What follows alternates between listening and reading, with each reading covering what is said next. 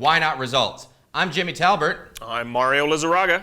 And we're here to talk to you today about getting more referrals and reviews. And this episode is actually part of a season on Lifecycle marketing. And we do a deep dive into each section of Lifecycle marketing. And like I said, today's is about referrals and review.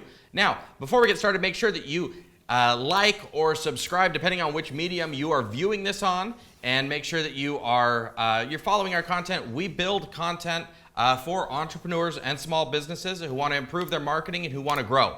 At the end of the day, that's what we're totally focused on is helping other small businesses, other entrepreneurs grow and expand. And let's explain that connection between you and I really quickly, because I think it is important so you can understand the balance that's happening here. The reason that we've partnered up, folks, is because I am definitely more your typical small business owner, not understanding marketing, know what's important, don't really enjoy social media, don't understand what's going on in the digital space, feel like I've spent a lot of money with various marketing professionals who I have argued a lot of time I felt have taken my dollar in a dishonest way, which in fact probably they really didn't. It's just my lack of understanding of the comprehensive nature of the digital world.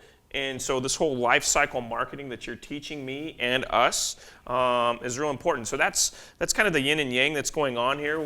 And Jimmy, please give a little background on your marketing experience. Yeah, so I've been in the digital marketing space for the last 10 years and consulted literally thousands of small businesses and entrepreneurs on different strategies, different growth strategies and ways to help them improve and systematize their business. And consequently, that's how we met each other, folks, is that, Jimmy helped me with some of my specifically conversion copy, educated for your insurance business. For the insurance business. And initially we met through a webinar that you put on with Clint Hosman from Longships, and who was helping me implement some funnel systems within my practice, but the conversion copy is where we got to know each other. And what's really interesting, and then we flipped roles. Yep. And you became my client in the video studio, because that's also one of my other businesses, is this video studio that we're doing this in, and now our business, right? So it's kind of funny how things organically just naturally move forward and progress. And here we are today, and that's why, guys, I think that you're going to get a lot of value out of these conversations from Jimmy and I, because we do bring it from two different perspectives. Yeah, I'm going to dumb it down for you. When Jimmy starts talking way up here, my goal is to bring it back down here. And I'm going to make it fun. Well, I'm going to make it fun. All right. Anyway, let's go ahead and do a quick overview of lifecycle marketing, and let's go ahead and cut to that. So before we go through the different stages of lifecycle marketing, what I'd like to do is make sure that you're thinking about two separate things. I want you to remember that your prospects are people. So I don't care if you call your customers, clients, patients, students, whatever. I don't care if you sell B2B or B2C. At the end of the day, you sell person to person. And it's important to create a narrative, create a story, create a brand that people can relate to, people can associate with. The other thing that I want you to remember is that systems scale relationships and processes scale relationships. So having those systems, having those processes within your business is absolutely critical to your overall success. So let's quickly go through the different stages of lifecycle marketing. So it starts with getting traffic to your business. So this is to your blog, getting traffic to your website, also gaining traction on social media, getting people to engage and interact with you throughout these different platforms and across these different mediums where people may look. Okay, the next stage is converting leads. And so when we look at that, this is getting people to give you some information. In most cases, giving information is in exchange for something of value, and we'll dig in deep on that when we go through the the converting leads video on this series as well. And then the next is the nurturing your prospects, which is your sales process. Whether we're talking about your initial sales process of trying to convert your leads into clients, or your long-term nurture or short-term nurture, things like that. The next stage is converting the clients. This is where the sale happens. Making sure that that's a smooth and seamless process so that you don't run into those hiccups so low in the funnel when it ends up costing you a lot of money. Next stage is delivering and wowing, making sure that every client, every customer that you work with has a fantastic experience, wants to be an advocate of your business. If they ever have a conversation with someone about your product or your service, making sure that you're the one that they recommend. And then the next stage here is upsell and cross-sell, which is giving you the ability to actually increase that lifetime customer value of everybody that you work with. And then the last stage is getting referrals and reviews. And I don't even have to tell you how important that is in today's day and age. In the social and digital age, that is absolutely critical to the overall success of your business. So as usual, get super excited watching that video. It never seems to change. I don't understand it, how I can just watch it over and over and over. I just, whew, a lot to be said there. Absolutely is. And that's why we go through it each time. If you do want a deep dive into what we covered in that 3 minutes, if you go back to episode 1 on our Lifecycle Marketing season, which is what we're doing right now, episode 1 is all about kind of diving in on each of those, and then each of these episodes is diving in on each category. So, awesome. Yeah, it's been a lot of fun. This season has been a lot of fun to film. It's something that I enjoy talking about, and I definitely enjoy learning about. I do. I mean, it's intriguing. So let's talk about getting referrals and reviews. All of our favorite types of leads. What are they? They're people who have seen some sort of social proof, and people who are referred to our business, right? Nothing better than someone said, "Hey, my buddy told me that you're the best." That's right. And I need to talk to you. Can we talk? That's right. That just basically means instant close. Yeah, we're closing the deal at that point, right? A lot of times. So I've got a advanced referral strategy, works every time, and that is ask for them. And don't just ask once, okay? Have a systematic way of regularly reminding people to do it. Because just because you ask once doesn't mean that they have a whole bunch of people in their mind. But when you train people to essentially start sending you referrals, it's a different beast. And when we talk about nurtures, and when we talk about social, posting on social media and these things, what you're doing, you're constantly training your audience. That's why the systematic way of doing things is so critical. You're constantly training your audience, your following, to expect certain things. And if asking for that referral or reminding them to refer you stuff is there, it's a matter of being there and asking at the appropriate time. I've got to tell you, a lot of times I really struggle with that. Mm-hmm. And I know talking to a lot of my colleagues in the insurance space, they do as well. And I can also tell you that I know the biggest, I was with a very large brokerage in the beginning when I first got my feet wet in this industry. Yeah. And the biggest players, the guys who closed the most business, their number one attribute that they had that I didn't, their referral strategy. That's right. They always asked. They had a definitive Ask at every plan. interaction. They had no shame in it, whereas I kind of have always felt shameful, and I don't know why, because I know I'm doing a good job. I know I'm honest, but I think that's just something that we have to get over Absolutely. ourselves, and we're never going to really improve until we get past that. Well, and pretty much every salesperson will ask for a referral or a review or whatever right at the point of sale, right? Well, especially if it's a service business and there's some sort of ongoing service associated with it, well, if I'm the consumer, I'm really less likely to refer you right then and there because I want to see how you're going to do for me. That's a really good point. That's a really good point. And most of the strategies that I've heard were more of right there at the point of sale. That's right. And you will get some, but that's why I say a systematic way, and it goes back to that deliver wow, the upsell, everything after the point of sale as well. And quite honestly, before the point of sale, in some cases, there's times where that stuff works, but it's a matter of training that audience to think about these things. Makes sense, once again. And then when we're talking about reviews, okay, this is a place where it's really nice to be able to build in strategies to help you get reviews and to consistently be posting your content out on social media. It reminds your audience who you are, so that way when someone's saying, in a normal conversation, I'm looking for a new insurance agent. I'm looking for a realtor. I need to get a mortgage. You need to call this person, right? Because you're at the top of their mind. A lot of times people don't refer you, and it's not because you did anything wrong.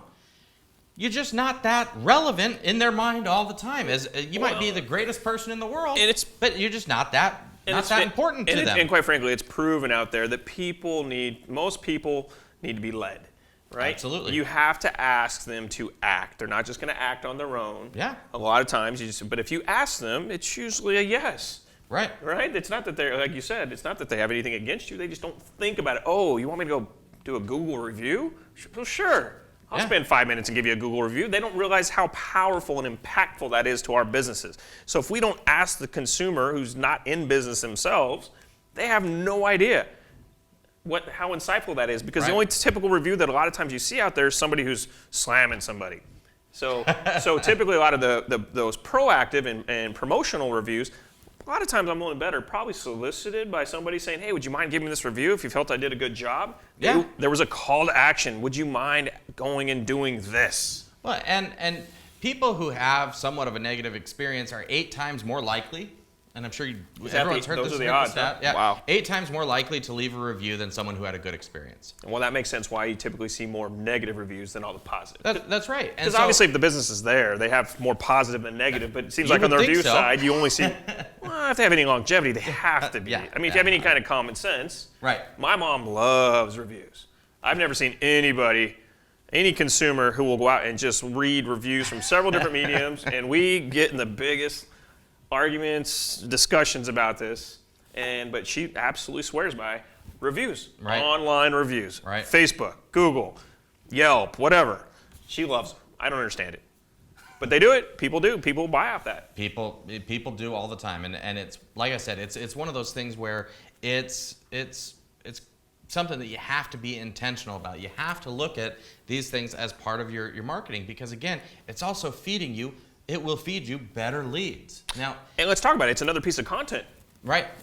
That you didn't create. That's right. Right? That you don't have to think about. And again, it comes down to, if you want to get those things, you need to be continuously creating that value and staying relevant to them after the point of sale, after they've become a client or a customer. And getting back to what you discussed in episode 4, that is also another touch point, if I'm not mistaken, in the nurture prospect phase. Yeah, absolutely. Right? I mean, that's one of those, we said it takes 8 to 11, touch points. That could be considered one of those 8. Absolutely. Am I mistaken? Yeah, absolutely. So, I mean, there's value all over the place with this. Right. So what about testimonials? I mean, where do they fit in?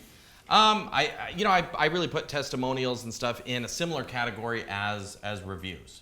And in that you're getting someone to share a little bit about their experience. Now, I've seen a lot of, and you've done this as well, a lot of businesses where once, when they have that glowing client, they'll do things like actually filming a testimonial and getting that out there. And that is... I do it. Yeah, that is incredibly impactful, and it gets your message out there. It's another piece of content that you can push out. You can push it out across your social mediums. You can host it somewhere on your website.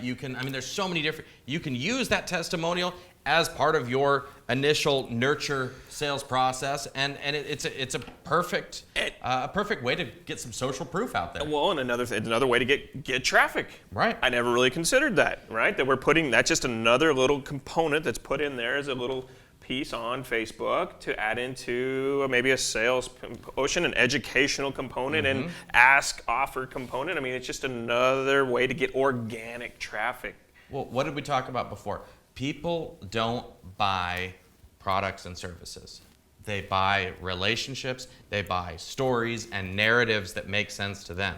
And so the more that you can connect with them on a personal level, the better they're going to be. And the more likely they're going to be to convert. And what better way to connect than experiences and recommendations from someone, whether it's someone they know in a referral sense, or it's someone who's they can relate to. And they can say, well, this is someone who has similar pain points as me, and they solve for this and this and this, and then you're in a position to win once again. It's kind of sitting here, it always makes sense.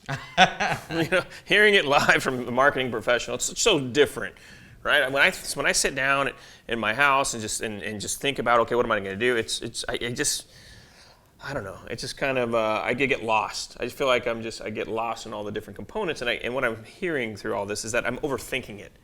I'm really overthinking it. It's right there in front of me. I'm already doing it, but I'm not considering that these are pieces of content that I can utilize in my marketing strategy from beginning to end of my life cycle marketing. Mm-hmm. Right? Yeah. They all fit together, and it's amazing when we start talking about this word called repurpose. Mm-hmm. Right? That we can really get a lot of mileage out of each little piece of content. That's right. Like we talked about, and you've likely seen in other episodes in this series, the multi-channel content distribution machine, mm-hmm. which is incredibly impactful for so many businesses to be able to take a single piece of content and make it work for several different things. It's the same concept with this sort of thing. And again, it just builds more value, builds more awareness, helps you get more leads, helps you convert more leads into clients, helps you keep clients happy on an ongoing basis. And we'd love to teach you about that. And at any point in time, if this is a little overwhelming for you to do on your own, please, we're here to help. Reach Absolutely. out. There's links that we have below, and you can take a look, subscribe, reach out to us, phone numbers, hit us on the website, whatever makes sense.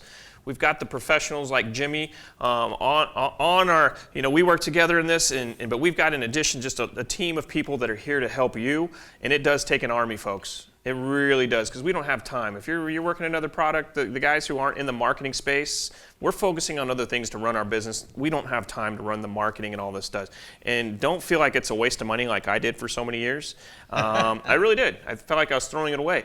But if you do it with purpose, and if you understand the whole picture, and you work with like Jimmy, right? That we have, that we work together as a team.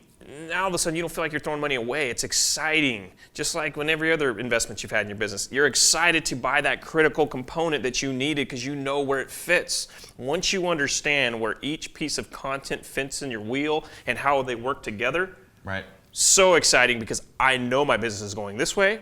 I know that creates income, and at the end of the day, I know my main asset that I have to sell in my life is going to be worth more, and I'm going to recoup all of those marketing dollars.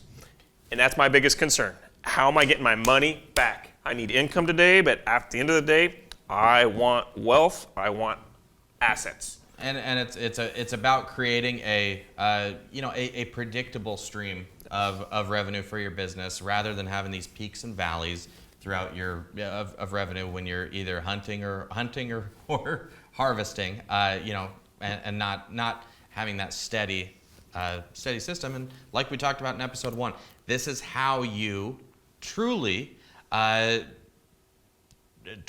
out of that survival mentality. And like I said, if you want to deep dive into that, go back to episode 1 of this season. We kind of walk you through that and show you how lifecycle marketing and understanding the life cycle is so much more impactful to provide, like I said, that predictable revenue. So thank you so much for joining today. And we host these episodes and put them out there for growth-minded business professionals and entrepreneurs like yourself. We hope you enjoyed it. Like, subscribe, depending on whatever medium you're on, and look forward to more content continuously coming out. Thank you so much for joining today. And don't forget, if you need help, we're here to help. Yeah, we'll have a link in the description. Reach out. To give us a call. Where you can request a consultation. Let's grab a beer. Consultation from someone on our team. Yeah, if you're here in the Phoenix area. Or a cup of coffee if you don't like the beer. Go out, have a drink, or you can come down here to the studio. If you're somewhere else, we do work with people all over the world, so feel free to to reach out, and we'll be happy to. And let's work be with honest, we like to play golf too. Yeah, So if there's we any do. time that you want to get together on the golf course, mix some business and pleasure, I think Mario's ready to call it a day. we're here. your team. That's what it sounds like. We All are right. your team. Well, thank you so much, and we hope you have a wonderful day. Take care.